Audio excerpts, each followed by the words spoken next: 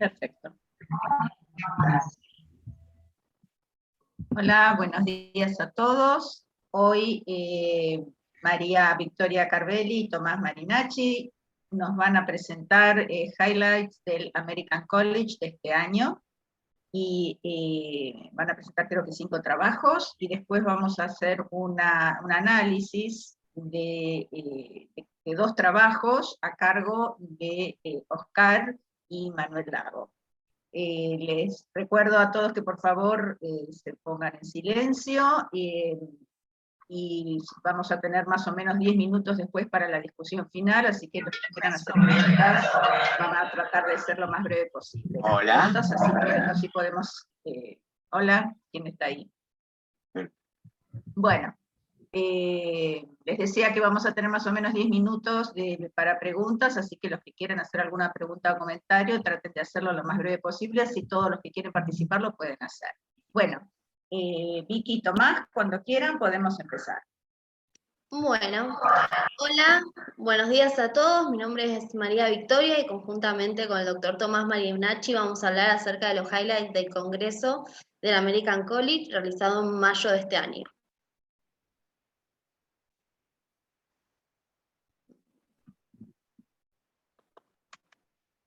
Bueno, estos son los artículos más relevantes que nos parecieron del Congreso, pero bueno, por una cuestión de tiempo seleccionamos los más relevantes, igualmente están todos analizados, por lo que al mail les va a llegar una presentación de todos esos trabajos. Inicialmente vamos a hablar del Paradise, que es un estudio que intenta determinar la superioridad del ARNI frente al Ramipril en pacientes que tuvieron un infarto agudo de miocardio. Sabemos que los pacientes que sobreviven a un infarto tienen mayor riesgo de desarrollar insuficiencia cardíaca y sabemos que los ARNI son un grupo de fármacos que han demostrado ser eficaces en pacientes con insuficiencia cardíaca. De estas premisas se trata este trabajo para ver si los ARNI son capaces de prevenir el desarrollo de IC y reducción de la muerte cardiovascular tras un infarto. Para ello se diseñó un estudio multicéntrico aleatorizado que participaron 41 países. Se seleccionaron pacientes que habían tenido un infarto 0,5 a 7 días previo a la aleatorización, con una FEI menor del 40% o signos de congestión pulmonar, más uno de los siguientes, que son edad mayor a 70, filtrado glomerular menor a 60, diabetes, tener el antecedente de infarto, fibrilación auricular, fracción de eyección menor a 30, Killipi-Kimball de 3 en adelante, y que el infarto no haya sido reperfundido. Dentro de estos pacientes se aleatorizaron 2.830 al grupo sacubitril/valsartán y 5 al grupo ramipril, con una mediana de seguimiento a 23 meses. Los endpoints primarios fueron muerte cardiovascular, hospitalización por IC y desarrollo de insuficiencia cardíaca al alta, y como endpoints secundarios, muerte cardiovascular o primer episodio de hospitalización por IC. En cuanto a las características basales de los pacientes, vemos que son bastante similares. Lo único que uno podría resaltar es que en sacubitril/valsartán se incluyeron 2 mujeres menos que en el grupo ramipril, pero fuera de eso no hay diferencias. También son similares las características del infarto y vemos que la mayoría de los pacientes habían sido reperfundidos. Bueno, en cuanto a los endpoints primarios, vemos que no hay resultados estadísticamente significativos del sacubitril/valsartán comparado con el ramipril. Y acá en la tablita vemos que no hay diferencia significativamente estadística ni en el combinado ni en los distintos ítems de los resultados primarios. En cuanto al análisis por subgrupo, vemos que sí se observó diferencia estadísticamente significativa en pacientes con edad mayor o igual a 65 años y en los que sí habían sido reperfundidos. Cuando tenemos en cuenta el total de casos recurrentes, podemos observar que hay una tendencia a favor de sacubitril/valsartán si se prolonga el tratamiento en el tiempo. En cuanto a los endpoints secundarios, vemos que tampoco hubo diferencias estadísticamente significativas. Y en cuanto a los efectos adversos, vemos que en el grupo sacubitril/valsartán hubo un predominio de la hipotensión y en el grupo ramipril de la tos, y que estas dos causas fueron los motivos de discontinuación de la medicación de los pacientes respectivamente, ¿no? En cada grupo. Como conclusión, podemos observar que el sacubitril/valsartán no ha reducido significativamente la mortalidad cardiovascular, la hospitalización por IC, ni el desarrollo ambulatorio de insuficiencia cardíaca.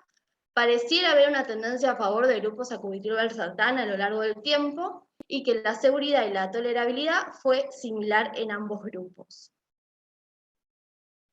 Ahora vamos a hablar un poco del LIFE Trial. Es un estudio que intenta determinar el beneficio de los ARNI en pacientes con insuficiencia cardíaca avanzada. Todos sabemos que en 2014 se publicó el estudio Paradigm, en el cual se comparó ARNI versus enalapril en pacientes con insuficiencia cardíaca, donde se vio una diferencia estadísticamente significativa a favor del ARNI. Pero para ser justos, solo el 1% de estos pacientes estaban en clase funcional 4, con lo cual este estudio viene a hablarnos específicamente de esta población. Es un estudio prospectivo, multicéntrico, de 24 semanas de seguimiento. Los pacientes tenían al menos 35% de fracción de eyección y estaban en clase funcional 4. El objetivo es determinar si el tratamiento con sacubitril/valsartán es superior al valsartán. En cuanto a los endpoints primarios, es el área bajo la curva de los cambios de los niveles de NT-proBNP durante las 24 semanas de seguimiento. Y en cuanto a los endpoints secundarios, tenemos de eficacia y de tolerabilidad. En cuanto a la eficacia, se basa en la supervivencia y en los días libres de evento de insuficiencia cardíaca. Y en los endpoints secundarios de tolerabilidad nos habla de la tolerabilidad a la droga, la hipotensión, el empeoramiento de la función renal y la hipercalemia. Y también tenemos que se evaluaron eventos clínicos como la muerte cardiovascular, la hospitalización por IC o la hospitalización por cualquier causa. La muerte por cualquier causa, perdón. Si analizamos los criterios de inclusión, vemos que realmente eran pacientes graves, eran pacientes que por lo menos por 3 meses previos al estudio tenían que estar en clase funcional 4 y que tuvieron que haber recibido por lo menos 3 meses tratamiento médico óptimo, con una fracción de eyección menor a 35, niveles de proBNP elevados, y un criterio adicional que nos habla de insuficiencia cardíaca avanzada, ¿no? Como por ejemplo el requerimiento de inotrópicos en los últimos 6 meses, más de una hospitalización en los últimos 6 meses, que tengan un empeoramiento en la fracción de eyección o en las pruebas de capacidad funcional. En cuanto al esquema que se utilizó para el tratamiento, vemos que hubo una primera semana en la cual se evaluó la tolerabilidad hacia la droga, o sea, todos los pacientes recibieron sacubitril/valsartán, y luego esta semana se aleatorizó 2 grupos, uno a recibir sacubitril/valsartán y otro a recibir valsartán. Sabemos que hubo un problema, digamos, en el reclutamiento de este estudio. La idea era llegar a 400 pacientes, pero bueno, hubo una reducción en marzo del 2020 del reclutamiento en contexto de la pandemia, y se llegaron a tener 335 pacientes. De estos 335 pacientes, 167 se aleatorizaron a sacubitril/valsartán, 168 al valsartán, y el seguimiento fue por 24 semanas. Acá vemos las características basales de los pacientes, vemos que los brazos eran muy balanceados, y volvemos a enfatizar un poco las características basales de los pacientes, ¿no? Con pobre fracción de eyección, con niveles de NT-proBNP altos y con requerimiento crónico de diuréticos por su insuficiencia cardíaca avanzada.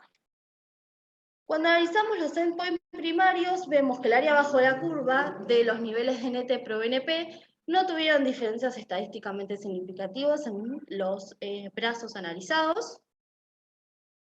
Y en cuanto a los endpoints secundarios de eficacia, tampoco hay diferencia estadísticamente significativa. Y en cuanto a la tolerabilidad, los dos fueron bien tolerados, pero bueno, hubo un aumento de la hipercalemia en el grupo sacubitril/valsartán. Acá analizando las curvas, volvemos a ver que no hay diferencia estadísticamente significativa en la muerte cardiovascular o en la hospitalización por IC, e incluso analizando solamente la hospitalización por IC, tampoco hubo diferencia estadísticamente significativa.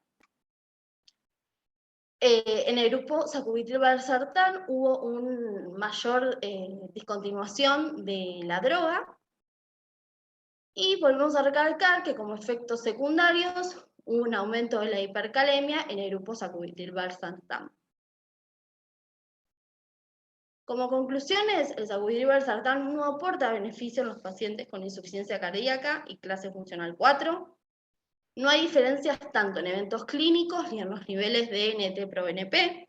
Es el primer estudio, y esto es para recalcar, que se hace en pacientes muy graves, y por ahora el seguimiento es a 6 meses, con lo cual deberíamos ver si podemos ver beneficios en el futuro. Ahora vamos a hablar un poco del análisis del SOLOIS y del SCORE que se hizo en el Congreso. Sabemos que en el último tiempo los inhibidores SGLT2 han tenido un protagonismo muy importante. Inicialmente se aprobó en diabéticos, ahora sabemos que lo podemos usar en pacientes no diabéticos, y como dije antes, ahora nos vamos a centrar en el SCORE y en el SOLOIS. Ambos estudios se realizaron con sotalifosina. La sotalifosina tiene la característica de ser un inhibidor dual, actúa tanto a nivel de los SGLT2 como de los SGLT1. De los SGLT2 ya estamos más familiarizados, sabemos que están en el túbulo contorneado proximal renal y que se encarga del 90% de la absorción de glucosa, y que su función está relacionada con la función renal del paciente. En cambio, los SGLT1 se encuentran a nivel del tubo intestinal y su función no va a depender de la función renal del paciente, y creemos que podrían tener una función reductora del riesgo aterosclerótico. En cuanto al SOLOIS, es un ensayo multicéntrico, doble ciego, que randomizó a pacientes con diabetes que eran internados por insuficiencia cardíaca. Eran pacientes que ya estaban en una fase de estabilización. ¿Qué quiere decir? Eran pacientes que, si bien al ingreso habían tenido signos y síntomas compatibles con insuficiencia cardíaca, habían recibido tratamiento endovenoso y ya estaban en una fase de transición a diuréticos vía oral, todavía no con niveles de NT-proBNP altos. A estos pacientes se los randomizaba a placebo o a sotalifosina con una mediana de seguimiento de 9 meses, y como endpoint primarios fueron la muerte cardiovascular, la hospitalización por IC o las visitas a urgencias por IC. Lo bueno de este estudio es que la sotalifosina fue recibida precozmente en los pacientes. O sea, la mitad de los pacientes la recibieron durante la internación y la otra mitad hasta los 3 días posteriores a la externación, con lo cual es un estudio que habilitaría más a usar los inhibidores SGLT2 en pacientes con IC aguda. El SCORE es un estudio que incluyó a pacientes diabéticos con un filtrado glomerular entre 25 y 60, más factores de riesgo cardiovasculares. Se los randomizó a placebo o a sotalifosina con los mismos endpoints primarios que el SOLOIS, con una mediana de seguimiento a 16 meses.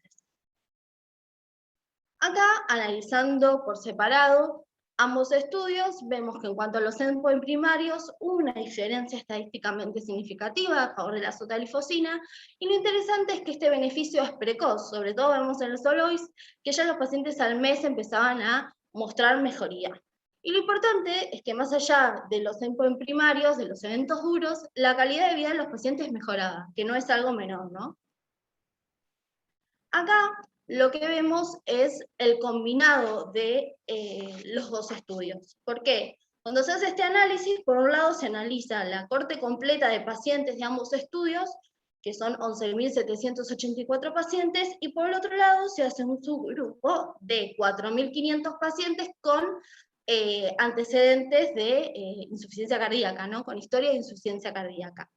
Bueno, acá podemos observar que en el combinado de los dos estudios analizando los 11.784 pacientes, vemos que hay un beneficio estadísticamente significativo a favor de la sotalifosina, y lo más importante es que este beneficio se mantiene en todo el espectro de fracción de eyección. Se mantienen los pacientes con una fracción de eyección menor al 40%, o sea, con FEI reducida. Tanto es así que en la nueva guía que va a salir, la guía europea, que se va a salir después del Congreso, ya aumenta la evidencia de los ISGLT2 para el tratamiento de la función deprimida, y es una indicación 1A.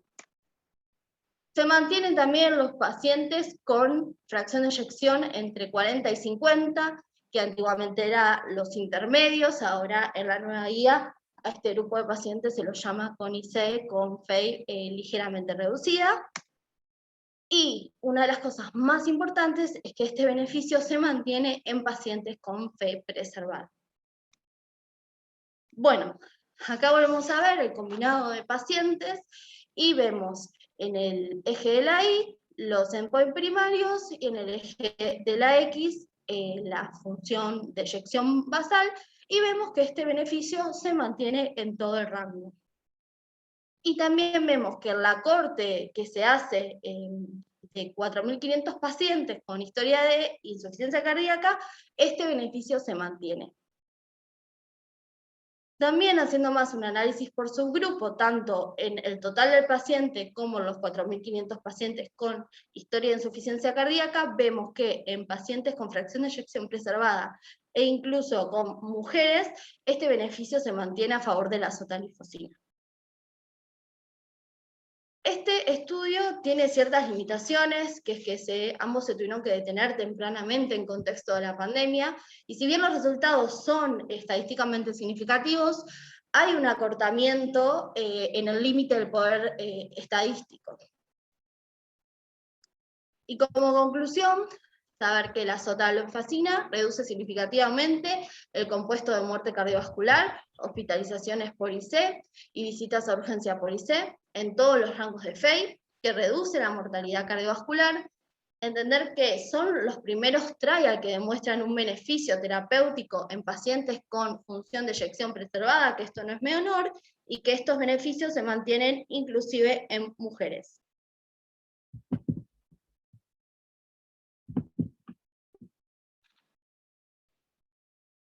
¿Se escucha? Bueno, sí, perfecto, Tomás. Gracias, bueno. Vicky, muchísimas gracias, excelente. Bueno, muy buena tu presentación, Vicky, muchas gracias, me encantó. Bueno, yo el día de hoy les voy a hablar de dos artículos, dos trials del Congreso que se inventaron en el Congreso Americano, que son el HOST-XAM Trial y el Talos AMI Trial. Bueno, el estudio HOST-XAM fue un ensayo clínico que se realizó que comparó aspirina versus clopidogrel en pacientes en tratamiento de mantenimiento crónico, luego de una angioplastia tras un año de doble antiagregación plaquetaria, como terapia de mantenimiento.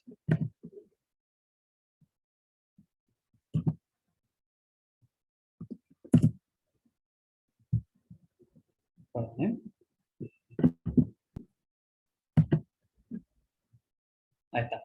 Bueno, como introducción de la propuesta del trabajo fue que, bueno, tanto las guías americanas como las guías europeas recomendaban luego de una angioplastia, ya sea por seno coronares agudos o crónicos, luego de una doble integración por 6 a 12 meses, un tratamiento de mantenimiento en monoterapia con antiagregantes plaquetarios, siendo de elección la aspirina con un nivel de evidencia 1A, y dejando el clopidogrel como una estrategia alternativa, más que nada en pacientes con intolerancia o con contraindicaciones para la aspirina. Y bueno, en base a esto, se vio que el clopidogrel, como también había cierta evidencia de beneficio del clopidogrel en pacientes con enfermedad aterosclerótica. El objetivo de este estudio fue evaluar, no había ningún estudio que comparara ambos dos, luego de mantenimiento crónico de una angioplastia, y el objetivo de este estudio fue evaluar la eficacia y la seguridad del tratamiento en monoterapia de la aspirina del clopidogrel una vez que fue completada la doble antiagregación. Bueno, como mencionaba, fue un ensayo clínico aleatorizado, fue abierto, no fue ciego, y fue multicéntrico, que se realizó en 37 centros en Corea. Incluyó 5.438 pacientes que habían completado la doble antiagregación. entre 6 y 18 meses, luego una angioplastia exitosa con stent tipo DS. Randomizó a 2 ramas, una de aspirina 100 miligramos día y otra de clopidogrel 75 miligramos día, y se hizo un seguimiento por 24 meses.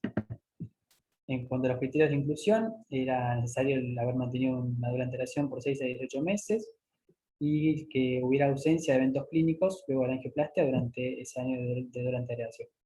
Como criterios de exclusión, eran aquellos pacientes con contraindicaciones a los fármacos, los pacientes que tuvieran sangrado activo, antecedente de sangrado o coagulopatía conocida, y como punto final primario del trabajo, establecía un punto combinado de mortalidad por todas las causas, infarto no fatal, ACV, reingreso por síndrome coronario agudo y sangrado mayor, es decir, que incluía tanto eventos trombóticos como hemorrágicos, y 2 puntos finales secundarios, que eran un combinado de puntos trombóticos, muerte cardiovascular, infarto, ACV, reingreso por síndrome coronario agudo, y agregaba trombosis del stent, y otro punto aparte de sangrado que incluía sangrado mayor a 2. En cuanto a las características basales de los pacientes, no había diferencias mayores entre ambos grupos, estaban bien parejos, y se podía evidenciar que la indicación de la angioplastia había sido en su mayoría, incluía tanto coronarios agudos como crónicos, y en su mayoría había sido por angina inestable, luego le seguía pacientes con angina estable, y luego pacientes con infarto sin elevación del ST. Y bueno, en cuanto también a las características de los pacientes, se puede ver que la gran mayoría de los pacientes de doble alteración habían recibido aspirina más clopidogrel, aunque hubiera doble alteración con cualquiera de los 3 tipos de inhibidores, y que el tiempo de doble alteración en promedio fue cercano al año, aunque se incluía entre 6 y 18 meses, y que la mayoría tenía enfermedad severa de 1 o 2 vasos. Y bueno, en cuanto a los resultados del punto final primario, se evidenció una disminución significativa en el componente primario, que recordemos que incluía muerte por cualquier causa, los eventos trombóticos y la hemorragia. En esto hubo una disminución significativa a favor del clopidogrel. Y en cuanto a los puntos finales secundarios, que se abrían un compuesto de eventos trombóticos y otro de eventos hemorrágicos, había también disminución significativa a favor del clopidogrel en ambos dos subgrupos, tanto los compuestos trombóticos como los hemorrágicos. Y cuando vamos a ver el análisis por cada componente individual, podemos ver que no había diferencias significativas en cuanto a la mortalidad, ni en cuanto al infarto, y sí había disminución significativa en cuanto a la readmisión por síndrome coronario agudo, y en cuanto al accidente cerebrovascular hemorrágico, que había una disminución a favor del clopidogrel, y había una disminución también a favor del clopidogrel en los eventos de sangrado mayor. Así que los eventos trombóticos no estaban por la causa, por la mortalidad ni por el infarto, sino más que nada por el ACV y por la readmisión de síndrome coronario. Y bueno, se puede ver que no hubo, en el análisis de los subgrupos, no había interacción significativa entre el efecto del tratamiento y los diferentes subgrupos. Todas eran mayor a 0,05, y bueno, también en ninguno de los subgrupos había interacción significativa.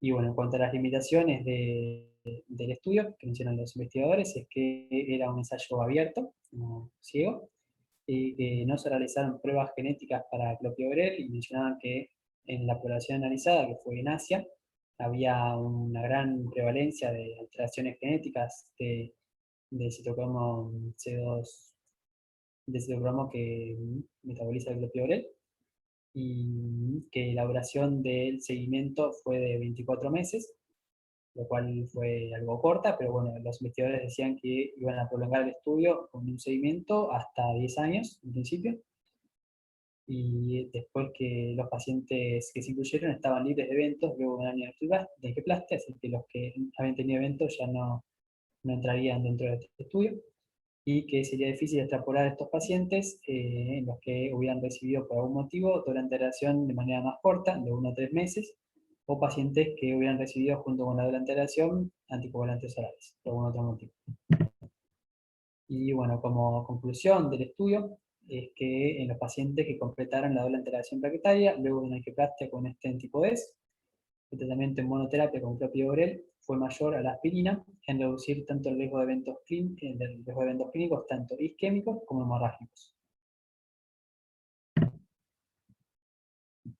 Bueno, eso por un lado el ensayo Costixa, y por otro lado vamos a analizar el ensayo Talos Ami Trial, que fue un ensayo clínico randomizado, abierto también, que buscó comparar la eficacia del clopidogrel versus el ticagrelor luego de un mes de doble alteración con aspirina y ticagrelor en pacientes con infarto de miocardio que hubieran requerido un stent tipo D. Bueno, el trasfondo del estudio se basaba en que se había evidenciado que en los primeros días del infarto el riesgo trombótico era mucho mayor al riesgo hemorrágico, pero que luego de un mes del infarto se evidenció que si bien persistía el riesgo hemorrágico, el riesgo trombótico bajaba y de esta manera el riesgo hemorrágico superaba el riesgo trombótico.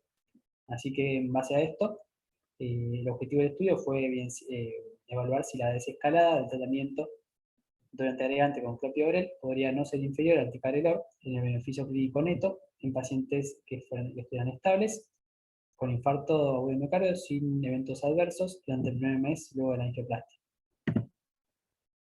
Bueno, fue un ensayo clínico aleatorizado, abierto y multicéntrico. Se realizó en Corea del Sur y bueno, incluyó 2.697 pacientes luego de un infarto con angioplastia y de un mes de doble antelación con aspirina y ticagrelor. Cumplido el mes, se autorizaban a dos ramas, una de clopidogrel 75, que es la rama de desescalamiento, y la rama de ticagrelor 90 cada 12, que continuaba hasta el año del infarto. Como criterios de inclusión, tenían que tener una angioplastia exitosa luego de un infarto de miocardio con este tipo de S, y como exclusión, pacientes que hubieran tenido eventos adversos durante los 30 días posteriores a la angioplastia. Se buscó un resultado final primario, que fue un combinado de muerte por causa cardiovascular, infarto de miocardio, accidente cerebrovascular y hemorragia tipo BARC 2, 3 y 5, es decir, que combinaba tanto eventos trombóticos como hemorrágicos, y luego había puntos finales secundarios, que eran un combinado de muerte cardiovascular, infarto y ACV, otro punto de sangrado, y otro combinado de muerte, infarto y sangrado. En cuanto a las características basales de los pacientes, podemos ver que no había diferencias significativas entre los grupos, y bueno, y la mayoría, y no había demasiada diferencia, había 55% de pacientes con infarto con elevación del ST y 45% sin elevación del ST. Están incluidos los dos tipos de infarto. Y bueno, la mayoría, bueno, tampoco hay diferencia en cuanto al acceso, y sí se evidenció que la arteria más comúnmente afectada fue la descendente anterior. Y bueno, en cuanto al resultado del compuesto final primario, se evidenció una disminución significativa, que recordemos el compuesto incluía tanto eventos trombóticos como hemorrágicos y de mortalidad cardiovascular, y hubo una disminución significativa a favor del desescalamiento del tratamiento a clopidogrel respecto de la continuación con ticagrelor. En cuanto al punto final secundario, en el punto final que evaluaba la mortalidad cardiovascular, el infarto y el ACV, se vio que no hubo diferencias significativas, es decir, en el punto de eventos trombóticos no hubo diferencias significativas, pero en cambio en el punto final de eventos de sangrado, sí hubo diferencias significativas a favor del desescalamiento del tratamiento a clopidogrel. Y bueno, en cuanto a los resultados, analizados por separado de cada punto, vimos que no había diferencias en la mortalidad, ni cardiovascular, ni global, y tampoco en la incidencia de infartos, ni de trombosis del stent, es decir, que no hubo aumento en ningún punto de los eventos trombóticos, y que si hubo una disminución significativa en cuanto a los eventos hemorrágicos. Es decir, el compuesto primario había sido a expensas del compuesto primario, a expensas del compuesto hemorrágico, no del otro motivo. Bueno, en cuanto a la interacción, en cuanto a los análisis de subgrupos, tampoco se evidenció interacción significativa entre el efecto del tratamiento y los diferentes subgrupos. Y en cuanto a las limitaciones del ensayo que mencionan los investigadores, es que también es un ensayo abierto, fue realizado solamente en Corea del Sur, y que tuvieron una incidencia del punto final primario que fue inferior a la que estimaban. Ellos estimaban una incidencia del 9,5% y fue de 4,6%. Y en cuanto a las conclusiones de este ensayo, es que en pacientes con infarto que requirió angioplastia con un stent tipo D, luego de un mes de integración con aspirina y ticagrelor, el switch a aspirina y clopidogrel fue superior en beneficio clínico neto, con una disminución significativa del riesgo hemorrágico y sin diferencias en el riesgo isquémico.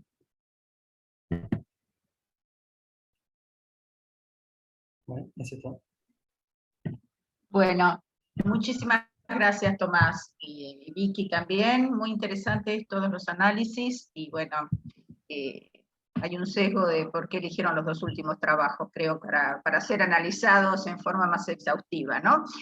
Así que, bueno, ahora les vamos a dar la palabra al Great Team del doctor Manuel Lago y el doctor Oscar Janowski, que con su sapiencia nos van a desasnar un poco de cómo hay que analizar los ensayos que se publican, qué es lo que tenemos que ver, qué es lo que tenemos que pensar, y abrir un poco nuestra mente. No sé si está bien todo lo que dije, si eso es lo que van a hacer, pero es lo que me salió. Así que bueno, les dejo entonces a ustedes que sigan con la presentación.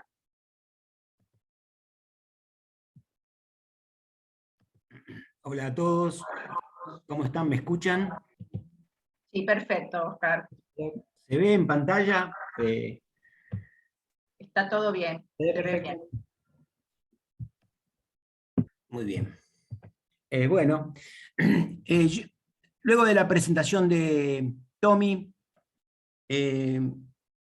a mí me aparece, y creo que a todos nos aparece una primera pregunta, y es con respecto a este ensayo, aspirina versus clopidogrel para el mantenimiento crónico con monoterapia después de una intervención coronaria percutánea. Nos aparece la pregunta si qué grado de confianza nos dan los resultados que Tommy presentó para tomar una decisión clínica o inclusive de salud pública de sustituir a la aspirina por clopidogrel. Y en ese sentido, el objetivo de esta presentación es efectuar en un breve lapso, 15 minutos nomás me dijeron, una evaluación sistemática de los métodos del ensayo clínico, obviando la evaluación de algunos otros aspectos, digamos, ¿no? Para ello, lo que voy a hacer es centrarme en la evaluación del riesgo de sesgo de un ensayo clínico, y para eso lo primero que voy a hacer es seleccionar un desenlace para evaluar. Un ensayo clínico obviamente tiene múltiples, en general tiene múltiples desenlaces, y la evaluación del riesgo de sesgo está centrada en un desenlace en particular, o sea, desenlace por desenlace. Y porque podría ser diferente. Imagínense que no es lo mismo el riesgo de sesgo que podría tener un desenlace como mortalidad que un desenlace de un reportado por el paciente, por ejemplo, calidad de vida relacionada a la salud, ¿no? Elegí para esto... Te puedo decir una cosa, Oscar, porque es importante lo que estás diciendo. Vos hablas de desenlace, ¿no es cierto? Y acá sí hablamos siempre de eventos. La importancia de decir que en realidad un desenlace, lo que se traduce como evento es un desenlace, para que hablemos en castellano, ¿no es cierto? Está perfecto. Perfecto. Bueno, sí. A ver, el desenlace es la traducción en castellano de outcome, o resultado, desenlace, no sé si me explico, es esa traducción. Perfecto, perfecto, porque como todos dicen... está bien, lo dicen en inglés hay un poco de... lo que decís. hay un poco de polisemia en esto, hay algunos términos que no están completamente armonizados, y yo por eso, ahora cuando voy a avanzar un poquito más, voy a demorar unos cuantos minutos en definir un glosario, para que también se nos entienda, porque muchas veces la queja es que cuando hablamos no se nos entiende, a Manolo y a mí, y entonces, bueno, lo que queríamos era tener un lenguaje común, porque puede ser que utilicemos los términos de modo diferente, y a veces nos referimos a las mismas cosas con términos diferentes, ¿no? Así que bueno, gracias por el comentario.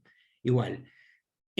Vuelvo a repetir, un ensayo clínico tiene múltiples outcomes, desenlaces, y la evaluación del riesgo de sesgo entonces está centrado en esos, y entonces voy a elegir uno, y en este caso va a ser el punto final primario de este ensayo, ¿no? Lo vuelvo a refrescar, es un ensayo, este host exam es un ensayo de grupos paralelos, aleatorizado individualmente, clopidogrel versus aspirina. La hipótesis es de superioridad, o sea que el clopidogrel es superior a la aspirina. El punto final primario, digamos, fue un compuesto de muerte por todas las causas, infarto de miocardio no mortal, accidente cerebrovascular, readmisión debido al síndrome coronario agudo y sangrado. Y acá me voy a centrar en el resultado numérico que se está evaluando. El resultado es que para el punto final primario fue un hazard ratio de 0.73, lo cual corresponde a lo que se denomina estimador puntual del efecto del tratamiento. El intervalo de confianza del hazard ratio fue de 0.59 a 0.90, y eso corresponde al intervalo de confianza del hazard ratio como una medida de precisión de la estimación. Y el valor P asociado, que era 0.0035, que corresponde a un valor P que es significativamente diferente de 1. Muy bien.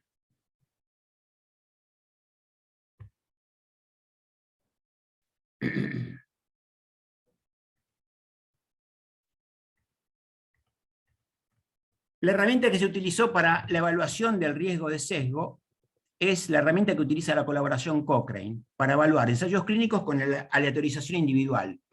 Lo señalo esto porque existen herramientas específicas para evaluar ensayos clínicos aleatorizados por clústeres, y también por ensayos clínicos que sean crossover, ¿no?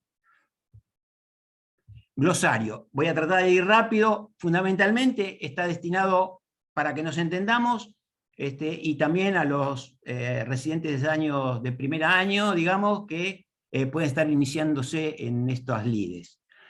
La idea es definir brevemente qué es efecto, qué entendemos por efecto, qué entendemos por un indicador de efecto, qué entendemos por magnitud de efecto, qué entendemos por estimador y parámetro, qué entendemos por sesgo, riesgo de sesgo y precisión. Cuando hablamos de efecto de una intervención, nos referimos al desempeño de una intervención para producir un cambio en un desenlace. En general, genera un insight causal. Cuando,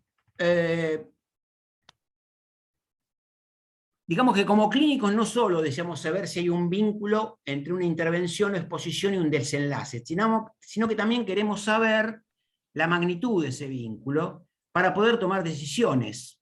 En ese sentido, una medida de efecto es un indicador que sintetiza la fuerza del vínculo entre una exposición y un desenlace.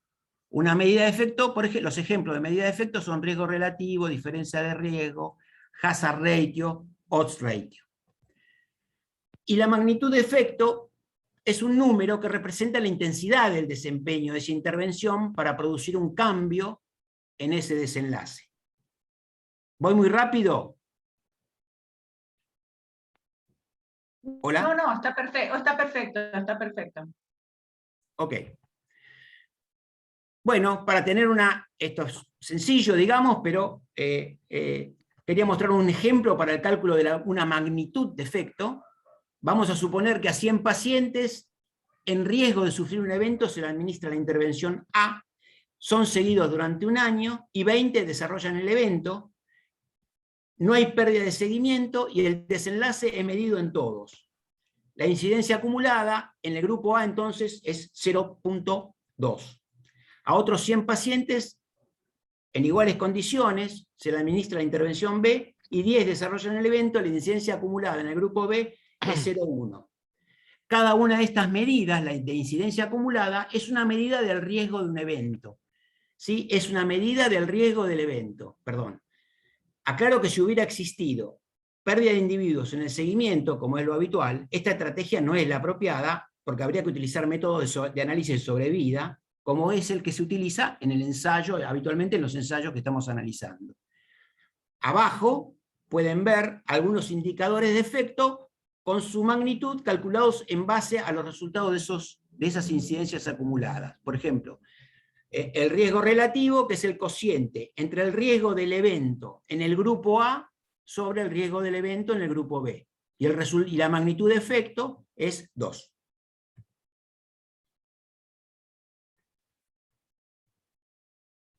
Y bueno, ¿y qué es el sesgo, digamos? Y bueno, el sesgo es un error sistemático, o un apartamiento de la verdad, del verdadero valor de los resultados o de las inferencias, como consecuencia de problemas en el diseño o en la conducción del estudio.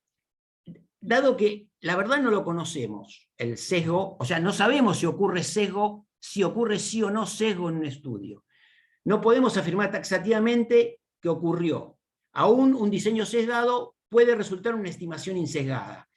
Por eso el sesgo lo que se juzga es en base a los procedimientos del estudio, y por eso nos referimos al riesgo de sesgo, que es una propensión del diseño o de la conducción del estudio a producir en promedio resultados sesgados.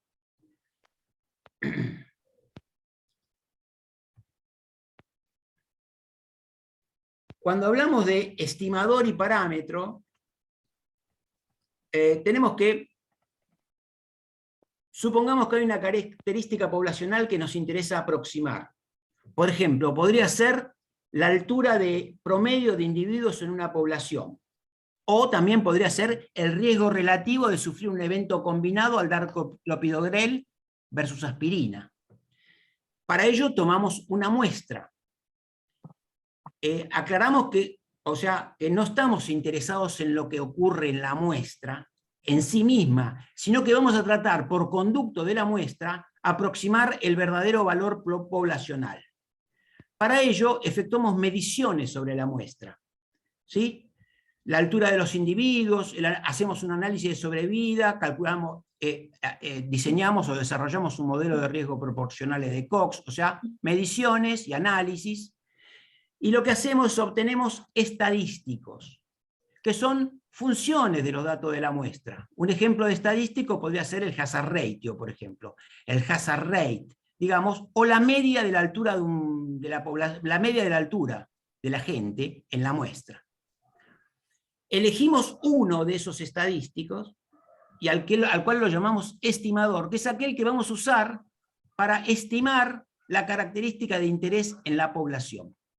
Por ejemplo, en este caso, que estamos hablando de un ensayo clínico en donde el desenlace primario, la medida de efecto era el hazard ratio, es el estimador del hazard ratio, que en general se representa con un sombrerito arriba, digamos, y que es una característica de la muestra, y con el cual pretendemos estimar un parámetro poblacional, que es el hazard ratio poblacional. Por eso, para que quede de todo esto, los estimadores son de la muestra, los parámetros son de la población. Cuando hablamos de imprecisión versus sesgo, digamos, tenemos que diferenciar o apreciar la diferencia entre el error aleatorio y el error sistemático. El ensayo lo podemos pensar como una balanza. el sesgo corresponde a error sistemático. Porque imagínense, una balanza que pesa en promedio siempre 4 kilos de más, o de menos, digamos. La balanza que pesa siempre 4 kilos de menos o de más sería el equivalente a un diseño que en promedio subestima el efecto o sobreestima el efecto de la intervención. Cuando hablamos de imprecisión, la balanza imprecisa es una que en cada medición nos da un valor distinto, y eso sería el equivalente a un ensayo con un resultado con un intervalo amplio de confianza, en donde el efecto podría ir, por ejemplo, del no efecto a un efecto considerable. O sea, lo que transmite es incertidumbre, pero esa es aleatoria, ¿sí? No es sistemática. Ustedes podrían pensar en las diferentes combinaciones de sesgo e imprecisión, ¿no? Podemos obtener una estimación sesgada, pero precisa, o una estimación insesgada, con muy buena precisión y todas sus variantes, ¿no? Bueno, de vuelta en el ensayo, y ahora sí, volviendo al estudio que nos compete, la idea es aplicar la herramienta ROP2 de evaluación del riesgo de sesgo.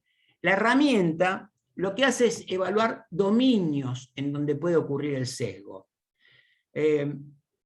Y para ello vamos a recorrer cada uno de los dominios de un ensayo clínico donde puede ocurrir sesgo. Y entonces aparecen 5 dominios donde puede ocurrir sesgo.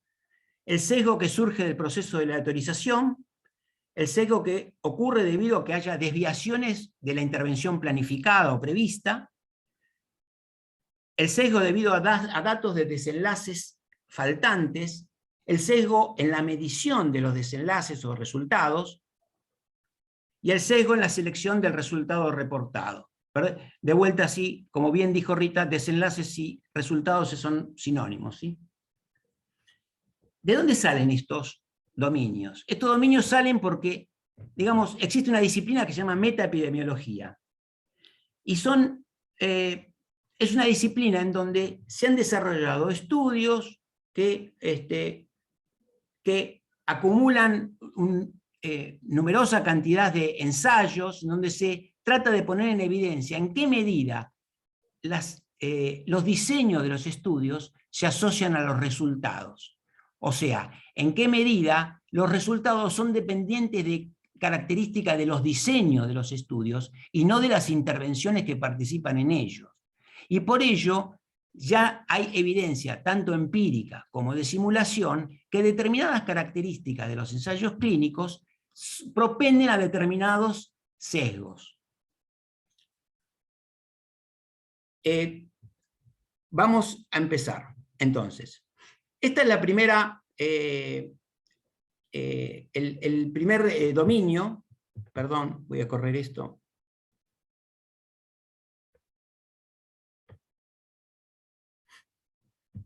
Muy bien.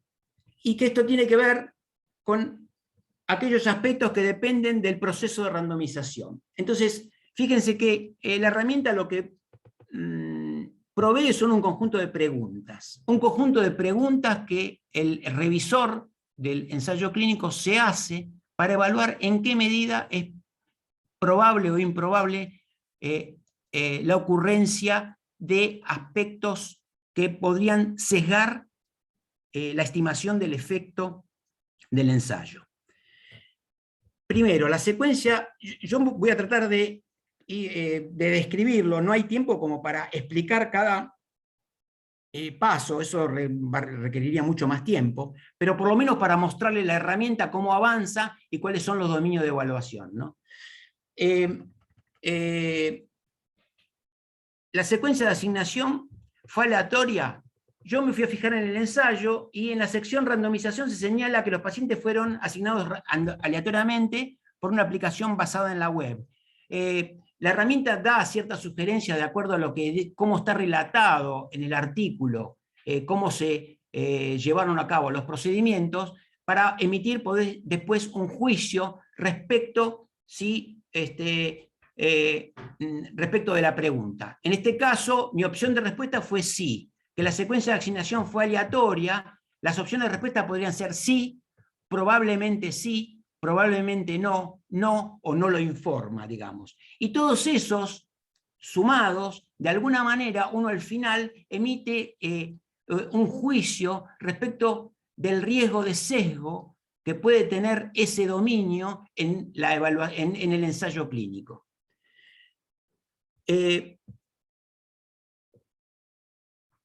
¿Qué pasa con el tema de la asignación aleatoria? Bueno, el método de generación de la secuencia, que sea incierto o que sea inadecuado, puede sobreestimar el efecto de las intervenciones. Hay evidencia empírica de que un reporte de la secuencia incierta o inadecuada puede generar una sobreestimación del efecto en hasta un 7%. Aparte, muchos de esos métodos, por ejemplo, imagínense, no una secuencia hecha una randomización hecha por una aplicación web, sino hecha por ejemplo, la fecha de nacimiento del paciente, o la fecha en la cual ingresa al estudio, son factores que muchas veces pueden hacer predecir la próxima asignación, y esa predicción podría ser que el investigador o rechace o direccione la intervención que viene, con lo cual puede introducir sesgo, digamos que después se van a manifestar en los resultados. Con respecto a la segunda pregunta, si se ocultó la secuencia de asignación hasta que los participantes fueron inscritos y asignados a las intervenciones, esto es el enmascaramiento de la asignación, un aspecto crucial en los ensayos clínicos. En este ensayo no está informado. No está claro si esa secuencia fue asignada, si se ocultó la asignación hasta el momento en que, porque el estudio fue abierto, hasta el momento de la asignación si se ocultó. Después ya sabemos que no, que el estudio no fue cegado, digamos, ¿no? O sea, que tanto los participantes del estudio como el personal del estudio que participó en la implementación del estudio estaban no cegados respecto del tratamiento al cual habían sido asignados cada uno de los pacientes. Sí estaban cegados los que evaluaron los desenlaces, y sí estaban cegados los que hicieron el análisis estadístico. La tercera pregunta es: ¿las diferencias basales entre los grupos sugieren un problema con el proceso de la teorización? Eso Tommy lo señaló en determinado momento cuando se fue a fijar en la tabla 1, muy bien, donde uno puede apreciar cómo funcionó la randomización, ¿no? La verdad que acá no hay sospecha de que haya funcionado mal, la equivalencia basal de los grupos era apropiada, se presentaron los resultados de todos los randomizados y el número de pacientes en cada grupo fue similar, por lo cual no parece haber problemas en cómo funcionó la randomización, y entonces podemos decir de que no hubo problemas, y por eso está marcado como una N y en verde, ¿no? Y entonces, el dominio global es cuál es el juicio respecto al riesgo de sesgo, digamos, ¿no?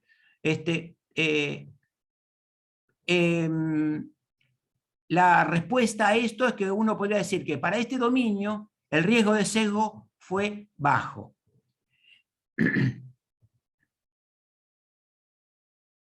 Muy bien. Acá el segundo dominio es el efecto de la asignación a la intervención. Y esto tiene que ver un poco con una característica, en este caso, de este estudio, que era un ensayo abierto, digamos, ¿no?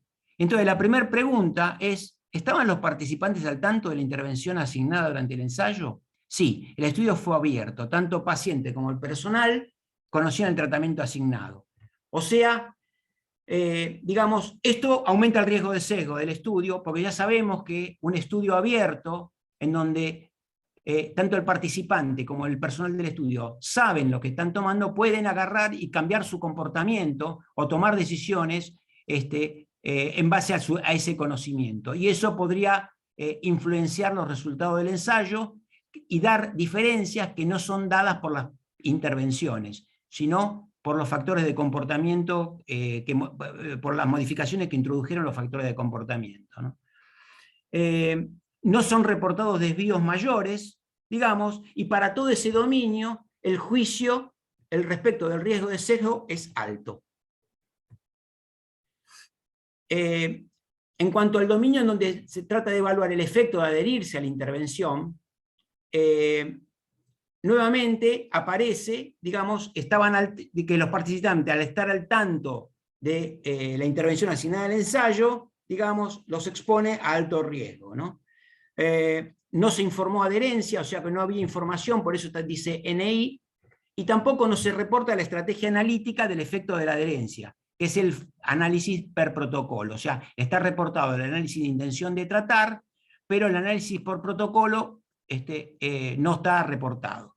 El juicio respecto a este dominio es que el riesgo de sesgo es alto. En el siguiente, si hubo datos de resultados, o sea, si hubo faltante en los datos de resultados, ¿no? En este caso, si bien se da un global de los datos faltantes, no se discrimina si hubo diferencias entre los grupos de tratamiento, entre los faltantes de datos, tuvieron un seguimiento apropiado porque pudieron medir más del 98% de los resultados. El próximo dominio, que tiene que ver con lo que tiene que ver con las mediciones de los resultados, y esto se lo voy a dejar un poco porque creo que va a hablar Manuel de esto, que tiene que ver, este fue un endpoint compuesto y tiene los problemas de los endpoints compuestos. A pesar de eso, en este caso, todos los componentes del endpoint compuesto, digamos, iban en la misma dirección y eran todos objetivos, o sea, no había componentes subjetivos entre los endpoints, pero bueno, ahora voy a hablar de algunos problemas que he observado. En principio, para este dominio, el riesgo de sesgo fue bajo.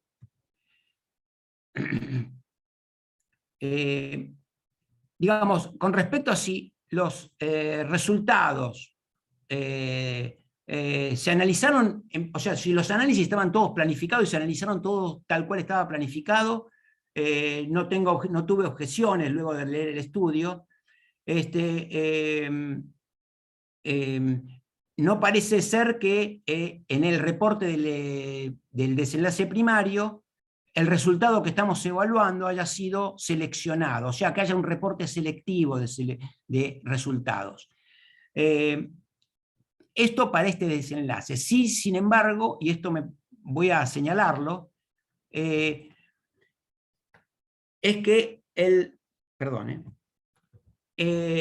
que si bien para el endpoint primario no parece haber un reporte selectivo, o sea, que no se lo reporta, sino que se lo reporta, el problema estuvo, me parece, en el reporte de los desenlaces secundarios. Un aspecto muy llamativo es que con el clopidogrel se observó incremento de la mortalidad por todas las causas en el grupo clopidogrel comparado con aspirina. Aunque no fue estadísticamente significativo, se reporta con clopidogrel una reducción de la incidencia de ACV, una reducción de la incidencia de sangrado mayor, una reducción de la incidencia de IAM no fatal y de síndrome coronel agudo, pero incremento en la muerte por todas las causas. Y también, esa muerte aún estratificadas en muerte cardíaca y no cardíaca, a ambas muertes, o sea que contribuyeron a ambos tipos de muerte, si se puede decir así, a la muerte por todas las causas.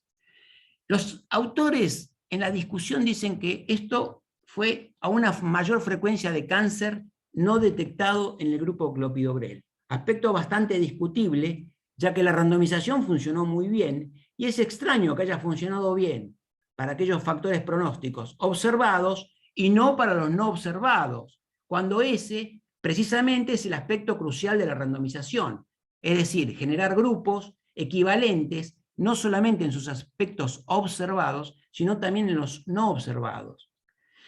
Segundo, que el estudio fue potenciado, digamos, para esperar una tasa de eventos mayor. A ver si lo tengo acá. La tasa de eventos esperada era de 9.6 para el grupo clopidogrel y 12% para el grupo de aspirina. Sin embargo, la tasa de eventos para el endpoint primario fue muy inferior. En clopidogrel fue 5,7 y en aspirina el 7,7. Podría haber reducido la potencia del estudio para detectar determinados efectos y haberse esto traducido en que no detectar un efecto significativo sobre la mortalidad, ¿no? Un aspecto que quería señalar del reporte selectivo era que el análisis por subgrupos del endpoint de mortalidad por todas las causas está obviado en el reporte. O sea, no hay ni una tabla ni una curva que refleje la curva de mortalidad, de incidencia acumulada de muerte por todas las causas, ni tampoco como análisis de un, digamos, de un objetivo secundario, digamos, de un punto final secundario. O sea, mi apreciación es que la afirmación que la incidencia de mortalidad por todas las causas fue similar en el grupo de clopidogrel, 1,9, y en el grupo de aspirina, 1,3, no está completamente sustentada por los datos. Un análisis frecuentista, como el que se hizo, infiere una diferencia no significativa.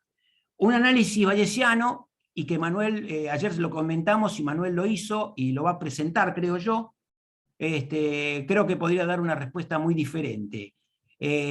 Entonces, la conclusión es que el riesgo global de sesgo de este estudio es alto, y que a mí no me dio mucha confianza para sustituir la aspirina por el clopidogrel, no todavía. Gracias. Bueno, gracias, Oscar.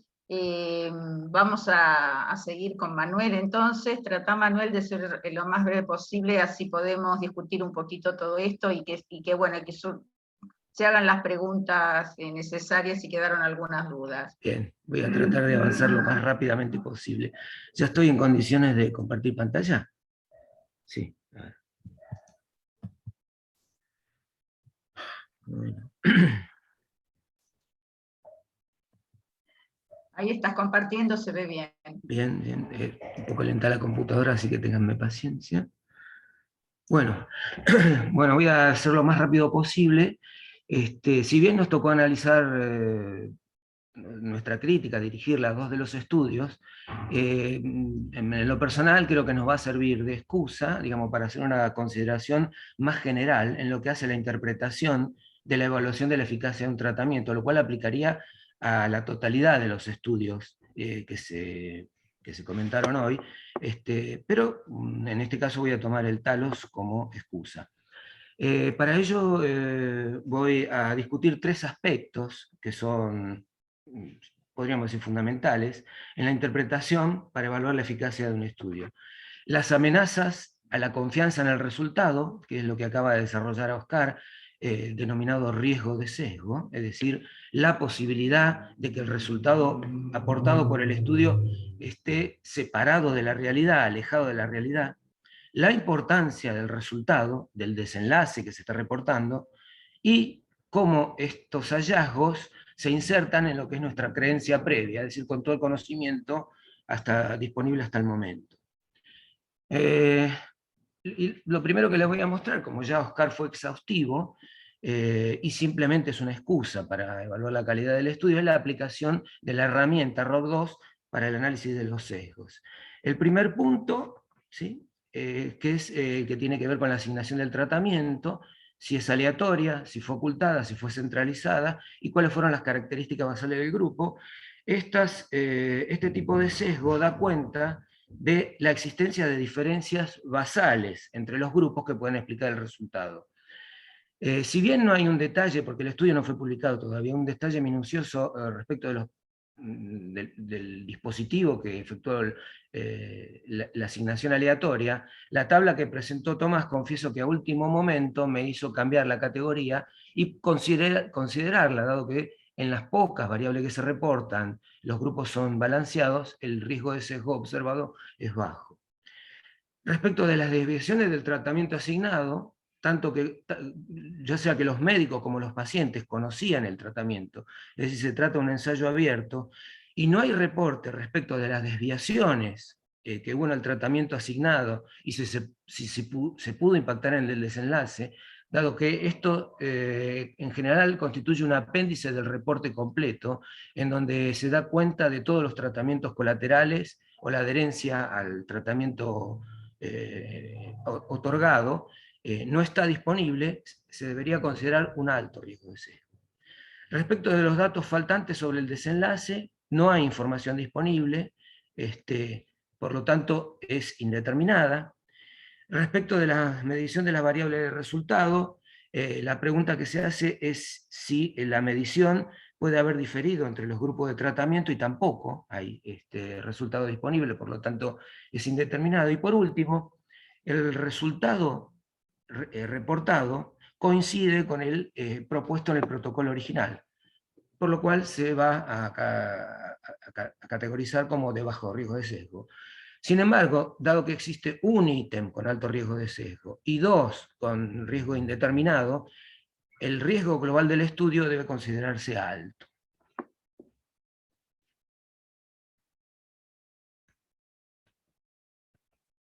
Bien, y ahora vamos al tema de la importancia del resultado. Y para ello vamos a tratar de discutir un poco el concepto de punto final combinado, ¿sí? Bueno, el efecto de un tratamiento se evalúa mediante la magnitud en la que el mismo reduce la incidencia de un evento no deseado en un periodo de tiempo. Los recursos para evidenciar dicho efecto dependen de la magnitud del mismo y la frecuencia del evento de interés. Sin embargo, cuando hay pequeños eventos y de escasa frecuencia, surge una situación en la que se requiere enormes tamaños de muestra y prolongados tiempos de seguimiento. Es entonces cuando la combinación de dos o más desenlaces en una única medida combinada puede resultar en un incremento de las tasas de incidencia del punto final y mejora la capacidad del estudio, del diseño, para detectar diferencias en el punto final primario.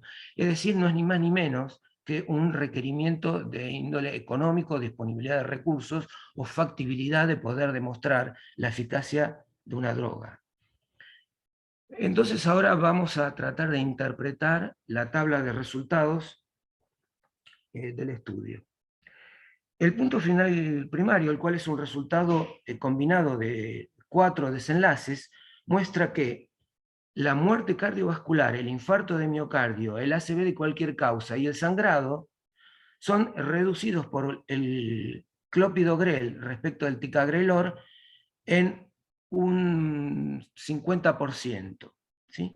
Y respecto del punto final secundario, se muestra que el sangrado fue reducido en un 50% y que no hubo una modificación en el punto final compuesto de muerte cardiovascular, infarto de miocardio y ACV de cualquier causa.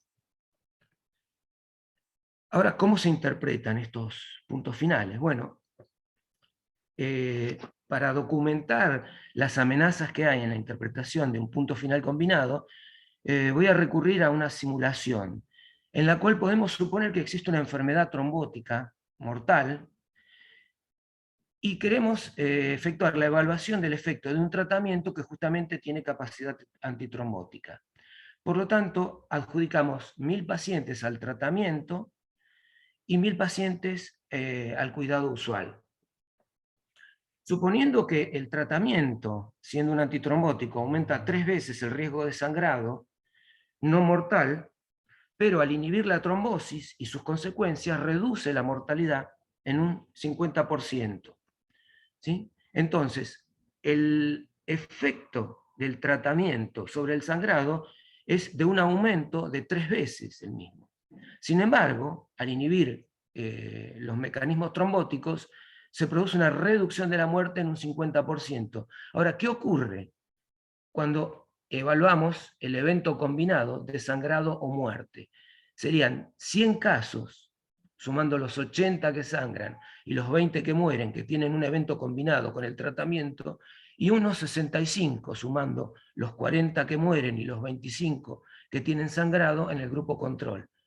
Por lo tanto, la interpretación del punto final compuesto es que el tratamiento es peor que el control, dado que aumenta el punto final combinado. Y entonces, ¿cuál es la interpretación de los puntos finales combinados? Bueno, lo que se proponen, hay mucha discusión al respecto, pero lo que se propone es que se hagan dos preguntas. ¿Son los componentes del punto final combinado de igual importancia para los pacientes? Y recurriendo al caso anterior, creo que podríamos, diciéndolo sarcásticamente, yo tendría que elegir en tener 3 episodios de sangrado por los cuales tener que ir a una guardia o a un consultorio, o un solo episodio único de muerte, frente a lo cual creo que no hay duda, ¿no?, en la prioridad de la elección. Y la segunda pregunta es si el efecto sobre la reducción de los eventos es el mismo para los distintos desenlaces evaluados. Y acá, yendo nuevamente a la tabla de los resultados del TALOS, vemos que han elegido como punto final primario un evento combinado con el cual caracterizan como efecto neto de la intervención, ¿sí?, en la cual se reduce un 55% el punto final. Sin embargo, esa reducción es fundamentalmente a expensas del sangrado, digamos, que tiene un 52% de reducción, cuando en realidad no se modifican, desde el punto de vista del abordaje frecuentista, en un nivel estadísticamente significativo, la muerte cardiovascular, el infarto de miocardio y el ACV de cualquier causa. Lo cual, con el intervalo de confianza reportado, vemos que puede ir desde una reducción del 50 por 50, 60%, hasta un aumento del 14%. Y el siguiente y último paso, digamos, para interpretar y darle contexto a los resultados encontrados, es la creencia previa. Es decir, qué idea teníamos previamente respecto del efecto de la intervención sobre los desenlaces de interés en la patología que estamos estudiando. Y bueno, esto requiere una integración de los resultados con toda la evidencia disponible.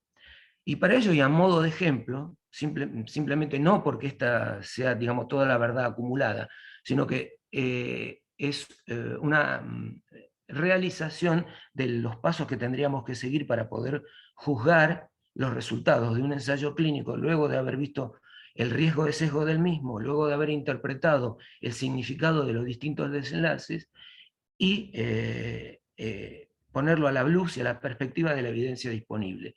Lo que voy a mostrar ahora es los resultados de un metaanálisis en red de 52.000 pacientes de 2 ensayos distintos en los que se evalúa la eficacia comparativa de los distintos inhibidores del receptor P2Y12 para los síndromes coronarios agudos, en donde se compara directa e indirectamente al prasugrel, el clopidogrel y el ticagrelor.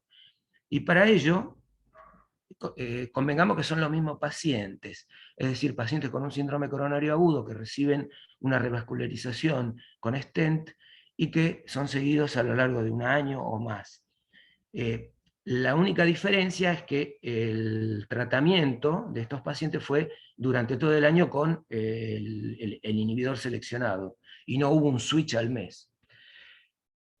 Y bueno, para documentar cómo, digamos, el conocimiento previo está ligeramente en contra de los resultados aportados por el estudio, voy a mostrar la síntesis del efecto para la mortalidad de cualquier causa, en donde en el forest plot superior, referido a mortalidad, estamos viendo el efecto del ticagrelor y el prasugrel comparado con el clopidogrel como referencia, en donde se ve que el ticagrelor reduce en un 17% la mortalidad por cualquier causa con respecto al clopidogrel, y el prasugrel en un 8%, digamos, con un límite superior del intervalo de confianza que, bajo las limitaciones del paradigma frecuentista, atraviesa el 1, así que deja cierto rango de incertidumbre. En tanto que para el sangrado sí es consistente con los resultados encontrados en el estudio, y hay un aumento de un 27%, prácticamente para las 2 intervenciones, en el riesgo de sangrado mayor. Es decir, finalmente la interpretación del efecto de esta evaluación de eficacia y la de cualquier otra, debería pasar por estas 3 instancias de evaluación que estuve comentando. Y finalmente, y de yapa, una pequeña maldad que está dirigida respecto del fundamento del estudio, concretamente, que propusieron los autores. Este es el reporte original del rational, del fundamento, digamos, para el diseño del Taylor. Y vemos que lo que proponen los autores, que el beneficio del ticagrelor y el prasugrel sobre el clopidogrel para reducir el riesgo trombótico fue predominantemente en el periodo precoz del síndrome coronario, ¿no? Como bien había dicho Tomás, ellos, sin embargo, en el reporte mostraron la evidencia, pero la evidencia de eventos trombóticos y eventos hemorrágicos, no la evidencia respecto del efecto del ticagrelor con el clopidogrel en los distintos tiempos del seguimiento. Aluden al estudio Plato, y acá están los resultados del estudio Plato, sobre los que yo quería mostrar, digamos, una evidencia que puede cuestionar este fundamento del estudio. La línea vertical en las curvas de incidencia acumulada de eventos está parada atravesando el primer mes, en donde podemos ver que si bien el hazard es más alto, digamos, porque la curva es muchísimo más empinada, los eventos acumulados son entre el 4 y el 6% para las dos ramas en el primer mes, y desde el primer mes al mes 12 es similar, es decir, hay entre un 4 y un 8% para el ticagrelor, y entre un 6 y un 10% para el clopidogrel, o sea que la proporción acumulada de eventos es similar. Y si vamos al efecto, ¿sí?, del ticagrelor respecto al clopidogrel, evaluado por el Castle Rate, vemos que la tasa de eventos entre el día 1 y 30 tiene un hazard ratio de 0,88, y que para la tasa de eventos entre el día 31 y el 360 incluso es más bajo, o sea, es superior. Digamos que el efecto sobre la tasa de eventos, muerte de causa cardiovascular, es decir, la que podría estar relacionada con los eventos trombóticos, se mantiene a lo largo de todo el primer año de seguimiento. Bueno, eso es todo. Creo que podría haber hecho rápidamente en el tiempito que me quedaba. Muchas gracias, Manuel, gracias, Oscar, Tomás, Vicky. Bueno, tenemos 10 minutos exactamente para preguntas, así que los invito a los que quieren hacer alguna pregunta que levanten la mano o algún comentario y les voy dando la palabra. Quedaron todos mudos, pensando. Alejandro Tomati, ¿querés hacer algún comentario con respecto a estos estudios? No solamente sobre los que se analizaron al final, sino los 3 primeros que comentó Vicky.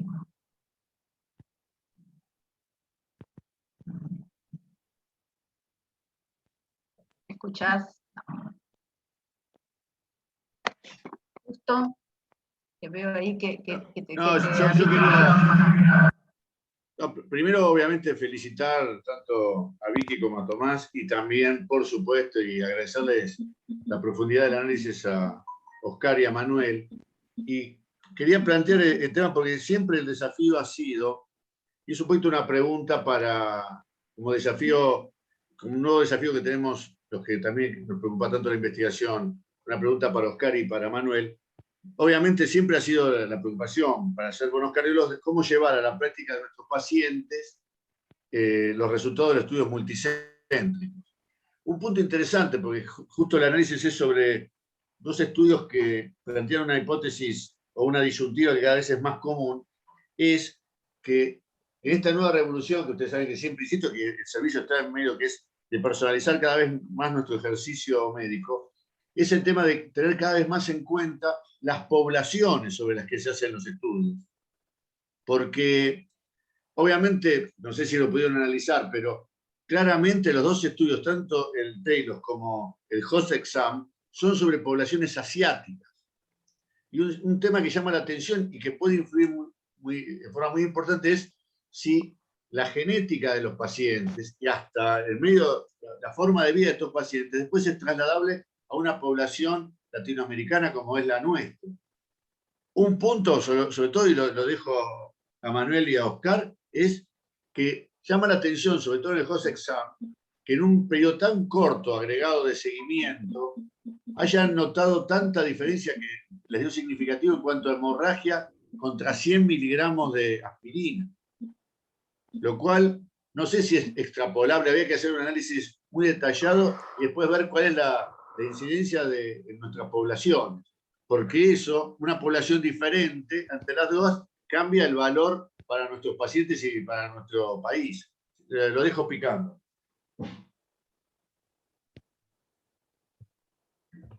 Sí, Sí, Manuel, justo. Oscar, sí, dale, No, Oscar, está perfecto. a ver, en la evaluación del host exam, yo señalé de que me iba a parar justamente en solamente aspectos metodológicos, ¿no?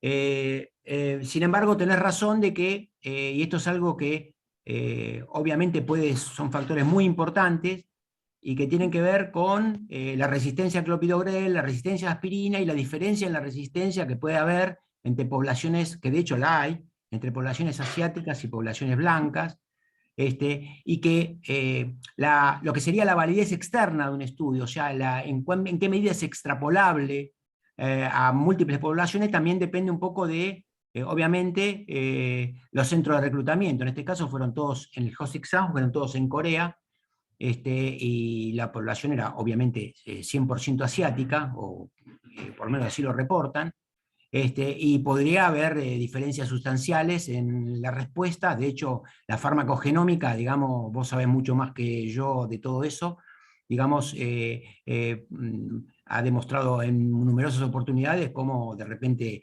determinadas intervenciones en determinados perfiles genéticos de fenotípicos de la población,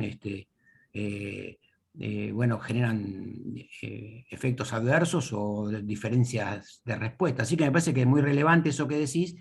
Yo no lo consideré en el análisis porque obviamente no era la intención, sino que era solamente mostrar el efecto que podría tener, los efectos que podrían tener aspectos de diseño del estudio, de conducción del estudio sobre los resultados, ¿no? Puedo, mira, justamente lo que decís, en el riesgo de sangrado hay claras diferencias en lo que observaron con el estudio en los asiáticos respecto de toda la evidencia acumulada que mostré en el metanálisis. En el metanálisis había solamente un 25% de aumento del riesgo de sangrado con estos dos antiagregantes, prasugrel y ticagrelor, que era prácticamente similar, y sin embargo en el estudio asiático encontraron más de un 50% de aumento del riesgo de sangrado. Así que seguramente algo hay relativo, ya sea a la genética de la población o al entorno poblacional en el que se encuentran, los hábitos, las costumbres, que llevaron al doble el riesgo de sangrado. Así que no, muy buena observación. Bueno, muy bien. ¿Alguien quiere hacer algún comentario más? Porque ya nos quedan 5 minutitos, así que lo podemos aprovechar. Alejandro, sí, Alejandro, No, cómo no. me disculpo porque no sé si me escuchan, porque estuve con mala señal durante toda la charla. Sí, se escucha bien. Me parece que puede ser que 2 de los estudios criticados fueron abiertos, ¿verdad? Manuel y Oscar. La pregunta para los burros y los ignorantes es, ¿por qué se elige hacer un estudio abierto y no un estudio randomizado? La respuesta rápida es que es muchísimo más barato, muchísimo más barato. Es decir, el estudio, digamos, la generación de un doble o un triple ciego, es decir, el ocultamiento de la medicación, ¿no? Puede llegar a duplicar o triplicar los costos. Estos son ensayos pragmáticos, es decir, digamos, que utilizan los recursos disponibles, prácticamente, salvo la medicación, son completamente libres de carga onerosa, ¿no? Utilizan un dispositivo de asignación aleatoria y tratamientos disponibles que ya están aprobados, es decir, operarían casi, digamos, como lo que sería fase 4. Así que lo que más podría encarecer o dificultar, digamos, la logística del estudio es conservar digamos, similaridad en las drogas que se administran y producir el doble ciego, empacarlo, digamos, fabricarlo. Esa es la primera respuesta que se me ocurre, ¿no? Una pregunta, los últimos dos, el host y el talos, ¿fueron estudios de la industria o fueron estudios de centros médicos, digamos, No. que quisieron hacer investigación? No, bueno, eso es un aspecto Para Oscar, que ya sí, no, ese estuvo es un aspecto que yo quería sembrando. señalar. Sí, perdón. No, era un aspecto que yo se lo señalé a Manuel en su momento, que claramente en el título ponen estudio iniciado por los investigadores. Eso implica que el estudio no está esponsoreado por la industria. O sea, significa que el sponsor es un consorcio de investigadores y que son ellos los responsables, tienen todas las responsabilidades del sponsor. Lo cual no implica que la industria no ponga plata.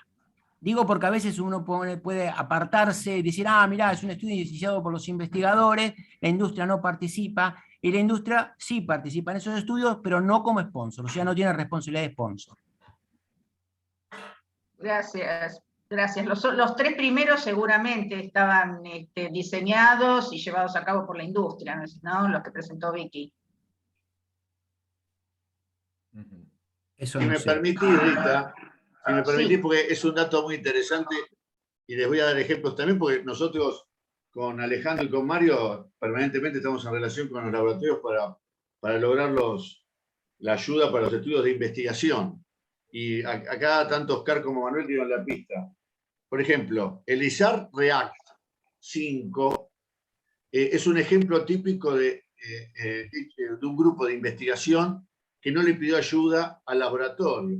De hecho, tiene hasta discusión, hasta hay muchas cosas del diseño discutibles que Manuel y Oscar fácilmente la sacarían adelante, porque en realidad era medicación que compraba el paciente, se lo daba directamente el tema de la farmacia del hospital que participó, de los hospitales que participaron, con el riesgo de incumplimiento, etcétera, de las dosis. Ese es un ejemplo. El otro ejemplo es el de los coreanos. En general, eso nos pasa, por ejemplo, ahora con AstraZeneca y la investigación que queremos hacer de dapagliflozina. En general, si vos le pedís solamente la droga sin el placebo, como marcó muy bien Manuel, entra en la categoría que ellos llaman de grant internacional. O sea, ellos colaboran, te dan todas las muestras gratis, pero no se ponen a hacer el placebo, que significa generar un gran costo para ellos, porque significa parar una línea de producción de medicamentos para generar una línea de producción de placebo. Con lo cual le sale muchísimo, y cuando es así, cuando es placebo contra droga, directamente ellos toman el control del estudio, contratan una CRO y el investigador pasa a ser un investigador que tiene que cumplir un protocolo que trae la CRO. Así que cuando leamos hasta, va a ser fácil saber, si es un estudio abierto, que la medicación no está sistematizada, sino que es medicación común que toma el paciente, ahí no interviene el laboratorio. ISAR React es el caso más concreto. Estos casos, por ejemplo, el host exam, claramente intervino el laboratorio, seguramente les dio la medicación para asegurarse que hubiera una continuidad en el tratamiento, pero ellos tuvieron libertad de presentar los proyectos. Igual, en la letra chica, siempre el laboratorio recibe los resultados previamente. Es así. Claro. Y en el tercero, cuando hay placebo, no hay una especie de libertad absoluta o independencia del investigador, sino que hay una CRO, hay todo un formulario y hay una intervención directa del laboratorio. Muchas gracias, Justo. Bueno, la última pregunta, Hugo, por favor, hacela breve, que ya estamos cerrando. La mía es muy básica y elemental. Lo que quería preguntar es si, sobre todo por lo que habló Oscar, si yo, o sea, hablando de la letra chica, como dijo Justo, los criterios de exclusión, cuando diseño un protocolo, ¿es un sesgo?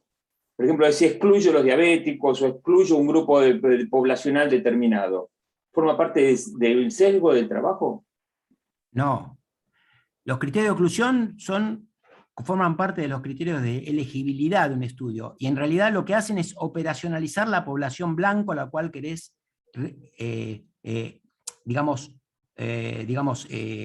elevar los hallazgos, extrapolar los hallazgos. Lo que pasa es que los criterios de exclusión se aplican muchas veces por razones de seguridad o por razones de eficiencia, digamos, ¿no? O sea, uno agarra y excluye pacientes porque son pacientes que no van a sobrevivir, porque son pacientes que no pueden contestar, porque son pacientes que la administración de la droga le puede resultar tóxica, o por cuestiones de eficiencia, en donde de repente incorporar ciertos pacientes al estudio podría reducir la eficiencia porque reducir por ejemplo, el número de eventos o lo que fuere, ¿no? Digamos. O sea, la realidad es que no, forma parte de la hipótesis de investigación la población blanco del estudio, digamos. O sea, no es una causal de sesgo. Lo que pasa que, bueno, lo que te limita es la validez externa del estudio. O sea, ¿a quién podés extrapolar los hallazgos?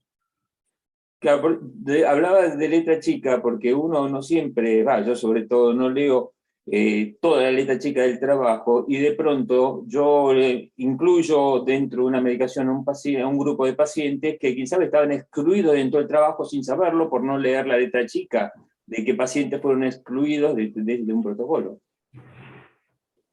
Pero para eso se hacen después los registros, para validarlos y poder aplicarlos en el mundo real y no en el mundo de los estudios aleatorizados. Bueno, muy bien. Buena charla para todos. Bueno, ok. Bueno, no, simplemente quiero nuevamente recalcar la calidad de presentación de nuestros residentes, de Vicky y de Tomás, y remarcar y agradecer el nivel, el plus no común y no habitual en otros servicios. Es un plus del cual me enorgullezco y que agradezco muchísimo a Oscar y a Manuel de poder analizar. Sé que a veces suena como árido, pero también les agradezco el esfuerzo de haberlo hecho lo más entendible posible, pero el nivel de poder analizar en este nivel los estudios científicos para después poderlos llevar a nuestros pacientes. Creo que es un plus que tiene nuestro servicio y que nos tenemos que sentir orgullosos y agradecerles a Manuel y a Oscar la generosidad que nos donan para lograr ese plus. Así que, bueno, les agradezco mucho y bueno, que tengamos un buen fin de semana y nos vemos el lunes. Bueno, muchas gracias. Gracias, Justo. Gracias a todos. Chao. Adiós. Chao, muchas gracias.